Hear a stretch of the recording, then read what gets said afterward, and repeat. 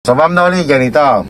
Sa unang challenge natin, papunta rito, goods naman po yung pag-observe mo, pag-signal mo. So normal lang yun. Medyo siyempre nalito ka sa manibela. So idadagdag ko doon, full turn ka, di ba? Pag almost ka palang papatak dun sa linya na pupuntahan mo, ibalik mo lang yung isa. Balik mo lang isang ikot, ang manibela. Antayin mong humarap, saka mo balik ang pangalawa. Pag gagano na ang kotse mo, ang sasakyan mo, let go na si clutch na, di ba? Gas up mo na ikaw. Sulyapan mo ngayon RPM mo, pag nasa 2,000 na, awang ang pakigas, lupog si clutch, second gear. No, tapos, bantayan mo lagi as a beginner, as baguhan pa lang. Diyan ka muna talaga magbe-base sa RPM mo. Huwag mong antay na sumobra ang galit ng makina. Kanina siya ata, parang naka-30 ata, 40 ata. Yun, pwede ka rin mag-base dyan sa speed mo.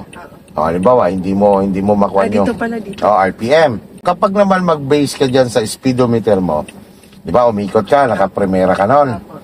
O, na-let go mo lang yung si clutch, mag-i-speed up ka, di ba? Bantayan mo speed mo pag umabot ng 20. Dapat makapunta ka na ng second gear. Bitaw ulit, speed up ulit ikaw. Bantayan mo ulit ang speed mo, umabot ng almost 40, third gear ka. Yun, pwede mo lang i-manage muna sa third gear yun na naka-40 ka. Ngayon, kapag gusto mo naman mag-fourth gear, ilagpas mo lang konti ng fourth gear.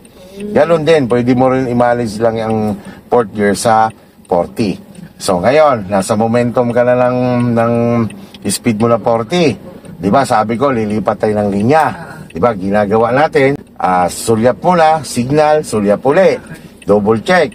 Ngayon, nung makita mong clear, kapag lilipat ka na, diba, posisyon ka sa 1 o'clock, kasi pabalik, sa kanan tayo, diba?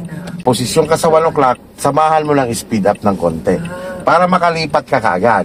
Nung makalipat ka na, nag-a-adjust ka na, naituwid mo na ulit, continuous mo lang yung speed mo na 40. So, walang bawas? Walang bawas, continuous lang, no? Ganon lang naglilipat. Kailangan maintain mo yung speed mo. Pag clear, mas dagdagan mo pa ng konti para makalipat ka kagad. And the same time, maging aware ka sa signal light mo. Kasi nga, yan, kapag konti lang ang kabig, hindi yan nag-auto off. Yan. Papatay mo siya ng ikaw. Alam mo, pag tawid natin sa kanto, di ba, patigil na tayo. Gas up lang ikaw. Tapos, kumbaga, kukuha ka muna ng buwelo bago ka tumigil. Bubuelohan mo muna konti para mag-rolling siya ba. Nung makakuha ka na ng buwelo, signal ikaw sa right, tatabi ka. Alalay ka ng brake. O nung bumagal ka na, lubog mo si clutch, lagay mo sa neutral. Para habang tumitigil ka, kay brake ka na lang nagmamalis. Pwede mo rin gawin yung gano'n. Okay, so ang kwan doon, pwedeng gawin na in-neutral siya basta ikay patigil na at mabagal ka na. Pangalawang challenge to, pabalik naman ha. So alam mo lang gagawin mo mama. Signal na ikaw habang nag-aantay na maging clear. Pwede na yan, advance ang signal. Sige muna, sige, tuloy-tuloy ang manubela.